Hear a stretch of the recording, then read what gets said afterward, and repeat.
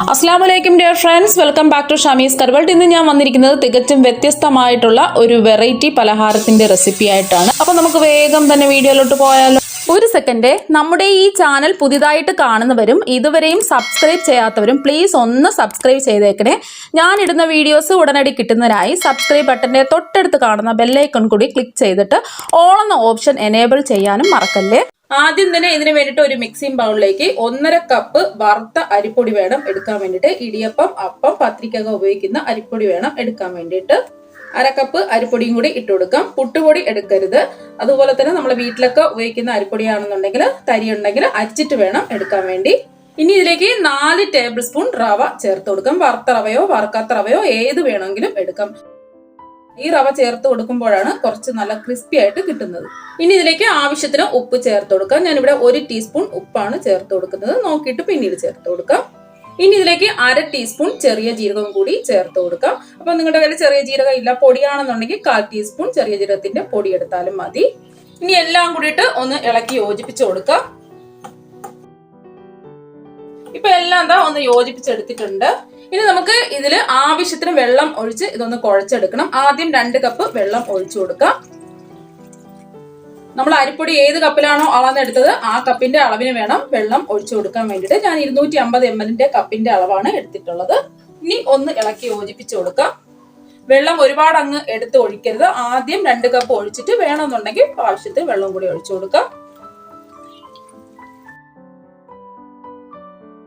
ഇപ്പൊ കട്ടകളൊന്നുമില്ല, ഇതാ കലക്കി എടുത്തിട്ടുണ്ട്. നമ്മൾ കുറച്ച് വെള്ളം ചേർത്ത് കലക്കി എടുത്തത് കൊണ്ടാണ് ഇങ്ങനെ കിട്ടിയിട്ടുള്ളത്.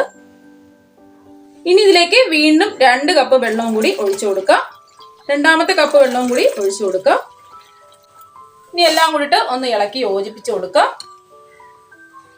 ഈ ബാറ്റർ കട്ടിയിലല്ല ഇരിക്കാനുള്ളത്, നല്ല ഇതുപോലെ ലൂസ് ആയിട്ട് വേണം ഇരിക്കാൻ വേണ്ടിയിട്ട്. ഇപ്പൊ 4 കപ്പ് വെള്ളം കറക്റ്റ് ആയിട്ട് എനിക്ക് കിട്ടിയിട്ടുണ്ട്.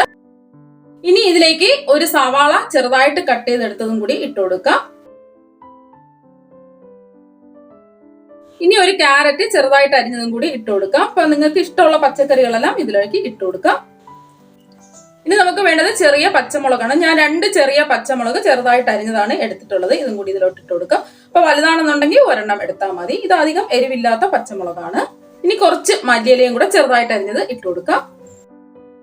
ഇനി ഇതിലേക്ക് കുറച്ച് കറിവേപ്പില ചെറുതായിട്ട് കട്ട് ചെയ്തും കൂടി ഇട്ട് കൊടുക്കാം. അപ്പൊ മല്ലിയില നിങ്ങളുടെ കയ്യിൽ ഇല്ലാന്നുണ്ടെങ്കിൽ കറിവേപ്പില മാത്രം ഇട്ട് കൊടുത്താലും മതി. ഇനി എല്ലാം കൂടിയിട്ട് ഒന്ന് ഇളക്കി യോജിപ്പിച്ചു കൊടുക്കാം. അപ്പൊ നന്നായിട്ട് ഇതാ കലക്കി എടുത്തിട്ടുണ്ട്. അപ്പൊ അതാ ഇതാണ് പരുവം. ഇത്രയും ലൂസ് വേണം. അപ്പൊ ഒരുപാട് കട്ടിയാവാൻ പാടില്ല. ഇനി നമ്മൾ റവ എല്ലാം ഇട്ട് കൊടുത്തത് കൊണ്ട് ഒരു 20 മിനിറ്റ് നമുക്കൊന്ന് റെസ്റ്റ് ചെയ്യാൻ വെക്കാം. ഇനി ഇതിന് വേണ്ടിയിട്ടുള്ള ബെസ്റ്റ് ചട്നി ഉണ്ടാക്കുന്നതിന് വേണ്ടിയിട്ട് ആദ്യം തന്നെ ഫ്ലെയിം ഓണാക്കി ഒരു പാൻ വെച്ച് കൊടുത്തിട്ടുണ്ട്. പാൻ ഒന്ന് ചൂടായതിനു ശേഷം 2 ടേബിൾ സ്പൂൺ ഉഴുന്ന് പരിപ്പ് ഇതിലോട്ട് ഇട്ട് കൊടുക്കാം. ഇനി ഫ്ലെയിം ഒന്ന് കുറച്ച് വെച്ച് കൊടുക്കാം. 1 മിനിറ്റ് നമുക്ക് ഇതൊന്ന് വറുത്ത് കൊടുക്കാം. ഇപ്പൊ 1 മിനിറ്റ് ആയിട്ടുണ്ട്. ഉഴുന്ന് പരിപ്പൊക്കെ അതാ ചുമന്ന് വന്നിട്ടുണ്ട്. ഇനി നമുക്ക് ഫ്ലെയിം ഓഫാക്കി ഒരു പാത്രത്തിലോട്ട് മാറ്റാം. ഇനി ഇതേ പാനിൽ തന്നെ ഞാനിവിടെ 4 ടേബിൾ സ്പൂൺ വെളിച്ചെണ്ണയാണ് ചേർത്ത് കൊടുക്കുന്നത്. ഇപ്പം ഇത് 2 ദിവസമൊക്കെ സൂക്ഷിക്കണമെന്നുണ്ടെങ്കിൽ നല്ലെണ്ണ ചേർത്ത് കൊടുത്താൽ മതി. ഇപ്പോൾ ഒരു ദിവസത്തേക്ക് ആണെന്നുണ്ടെങ്കിൽ വെളിച്ചെണ്ണ എടുത്താൽ മതി. ഞാനിപ്പോൾ വെളിച്ചെണ്ണയാണ് എടുക്കുന്നത്. അപ്പം നാടൻ ഫ്ലേവറൊക്കെ കിട്ടും. ഇനി ഇതിലോട്ട് ഒഴിച്ച് ഒന്ന് ചൂടായി വരട്ടെ. ഇപ്പോൾ ഓയിൽ ഇതാ ചൂടായിട്ടുണ്ട്. 12 വറ്റൽ മുളക് ഇട്ട് കൊടുക്കാം. ഇത് സാധാരണ മുളകാണ്. അപ്പോൾ കാശ്മീരി മുളകൊക്കെ ആണെന്നുണ്ടെങ്കിൽ ഒരു 15 മുളക് വരെ എടുക്കാം. ഇനി ഒരു 30 സെക്കൻഡ് ഇതൊന്ന് വഴറ്റി കൊടുക്കാം. ഇപ്പോൾ ഒരു 30 സെക്കൻഡ് ആയിട്ടുണ്ട്. ഇനി നമുക്ക് എണ്ണയിൽ നിന്ന് കോരി മാറ്റാം.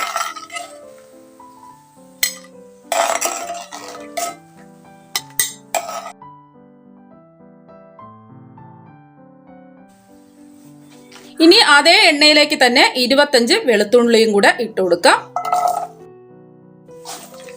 ഒന്ന് വഴറ്റി കൊടുക്കാം. ഒരു 30 സെക്കൻഡ് ഒന്ന് വഴറ്റി കൊടുക്കാം. ഫ്ലെയിം ഒന്ന് കുറച്ച് വെച്ച് കൊടുക്കാം. വെളുത്തുള്ളി ഇടുമ്പോൾ നല്ലൊരു ടേസ്റ്റ് ആണ് കിട്ടുന്നത്. അപ്പോൾ ഉറപ്പായിട്ടും വെളുത്തുള്ളി അല്ലി ചേർത്ത് കൊടുക്കണം. ഇപ്പോൾ ഒരു 30 സെക്കൻഡ് ആയിട്ടുണ്ട്. ഇതിലേക്ക് 20 ചെറിയ ഉള്ളിയും കൂടി ഇട്ട് കൊടുക്കാം. അപ്പോൾ വലിയ ചെറിയ ഉള്ളി ആണെന്നുണ്ടെങ്കിൽ 15 എടുത്താൽ മതി. ഇപ്പൊ ഞാൻ ചെറുതായത് കൊണ്ടാണ് 20 എടുത്തിട്ടുള്ളത്. ഇതും കൂടെ ഒരു 30 സെക്കൻഡ് നമുക്കൊന്ന് വഴറ്റി കൊടുക്കാം. ഇപ്പൊ ഒരു 30 സെക്കൻഡ് ആയിട്ടുണ്ട്. മീഡിയം ഫ്ലെയിമിൽ വേണം വെച്ച് കൊടുക്കാൻ വേണ്ടിയിട്ട്. ഇപ്പൊ ആയിട്ടുണ്ട്. ഇനി നമുക്ക് എണ്ണയിൽ നിന്ന് കോരി മാറ്റാം.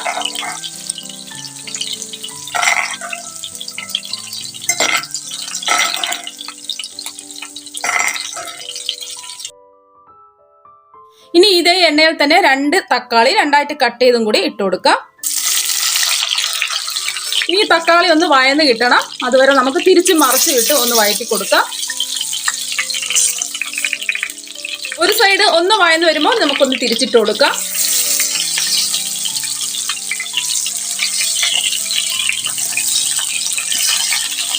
ഈ സൈഡും കൂടെ ഒന്ന് വഴന്ന് വരട്ടെ.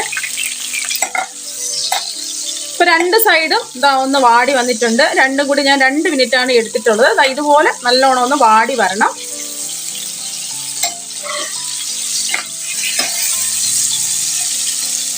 ആദ്യം ഇട്ട് കൊടുക്കുമ്പോൾ മാത്രമേ ഒരു പൊട്ടിത്തെറിയൊക്കെ ഉണ്ടാവുള്ളൂ, പിന്നെ കുഴപ്പമൊന്നുമില്ല. ഇനി നമുക്ക് എണ്ണയിൽ നിന്ന് കോരി മാറ്റാം.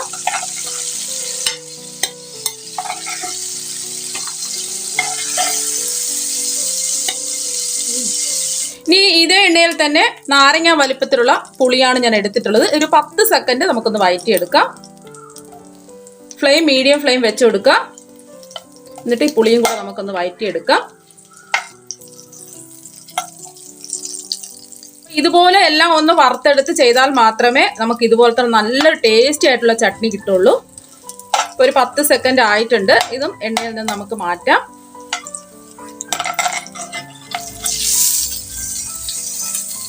ബാക്കി ഇതാ ഇത്രയും എണ്ണ വന്നിട്ടുണ്ട്. ഇനി ഫ്ലെയിം ഓഫാക്കി എണ്ണ നമുക്ക് മാറ്റി വെക്കാം. ഒരുപാട് എണ്ണയൊന്നും കുടിച്ചിട്ടില്ല. ഇനി ഒരു മിക്സിയുടെ ജാർ എടുക്കാം. നമ്മൾ നേരത്തെ വഴറ്റി വെച്ചിരിക്കുന്നതെല്ലാം തണുത്തിട്ടുണ്ട്. ഇനി ആദ്യം മുളകിട്ട് കൊടുക്കാം. ഉള്ളി, വെളുത്തുള്ളി,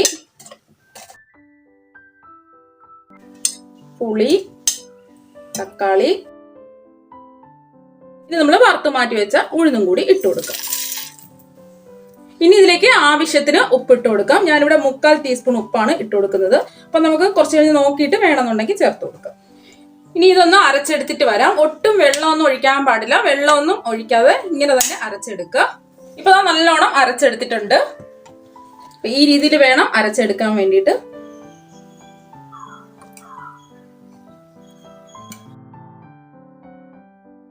ഇപ്പൊ ഞാൻ ഇത് ഒരു ബൗളിലോട്ട് മാറ്റിയിട്ടുണ്ട്. ഞാനിപ്പോ 1/4 ടീസ്പൂൺ ഉപ്പും കൂടെ ചേർത്ത് കൊടുത്തിട്ടുണ്ട്. അപ്പൊ ടോട്ടൽ ഞാൻ 1 ടീസ്പൂൺ ഉപ്പാണ് ചേർത്ത് കൊടുത്തത്. ഇത് ഇങ്ങനെ തന്നെ കഴിക്കാൻ നല്ല ടേസ്റ്റ് ആണ്. ഇത് കുറച്ചും കൂടെ ടേസ്റ്റ് കിട്ടുന്നതിന് വേണ്ടിയിട്ട് നമുക്ക് ഇതൊന്ന് താളിച്ചൊഴിക്കാം.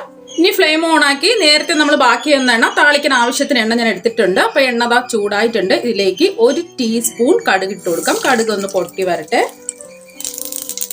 കടുകെല്ലാം പൊട്ടി വന്നിട്ടുണ്ട്. ഇനി ഇതിലേക്ക് കുറച്ച് കറിവേപ്പില ഇട്ട് കൊടുക്കാം. ഒന്ന് ഇളക്കി കൊടുക്കാം. ഇനി നമുക്ക് ഫ്ലെയിം ഓഫ് ആക്കി കൊടുക്കാം. അപ്പോൾ നമ്മൾ താളിച്ചത് ഈ ചട്നിയിലോട്ട് ഒഴിച്ചു കൊടുക്കാം. ഇനി ഇത് ഇവിടെ ഇരിക്കട്ടെ. ഇപ്പൊ നമ്മുടെ ബാറ്റർ റെസ്റ്റ് ചെയ്യാൻ വെച്ചിട്ട് 20 മിനിറ്റ് ആയി. ഇനി നമുക്ക് തുറന്ന് നോക്കാം. ഇപ്പൊ വെള്ളം തെളിഞ്ഞ് നിൽക്കുന്നുണ്ട്. ഇനി ഒന്നും കൂടി നമുക്ക് കലക്കി യോജിപ്പിച്ചു കൊടുക്കാം.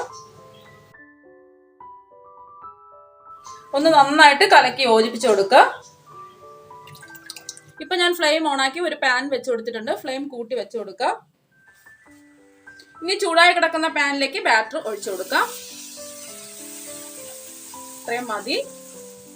ഫ്ലെയിം ഒന്ന് ഹൈയിൽ വെച്ച് കൊടുക്കാം. കുറച്ചൊന്ന് മൊരിഞ്ഞ് വരുമ്പോൾ നമുക്ക് മീഡിയം ഫ്ലെയിം ആക്കി കൊടുക്കാം. വേണമെന്നുണ്ടെങ്കിൽ കുറച്ച് ഓയിൽ ഇതിന്റെ പുറത്തൊന്ന് തൂവി കൊടുക്കാം. ഇപ്പൊ നല്ലോണം മൊരിഞ്ഞ് വന്നിട്ടുണ്ട്. ഇനി ഇത് തിരിച്ചിടേണ്ട ആവശ്യമൊന്നുമില്ല. ഇത് പാനിൽ നിന്ന് നമുക്ക് മാറ്റാം. നല്ല ക്രിസ്പി ആയിട്ടിരിപ്പുണ്ട്.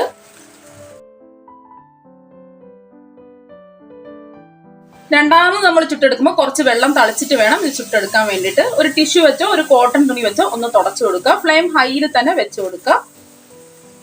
ഇനി ബാറ്റർ ഒഴിച്ചു കൊടുക്കാം.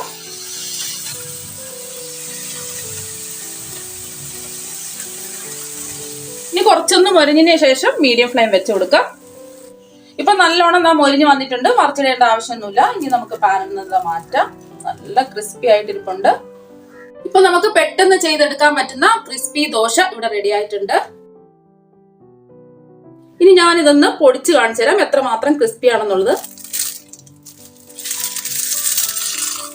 നല്ല ക്രിസ്പിയാണ്, കണ്ടോ?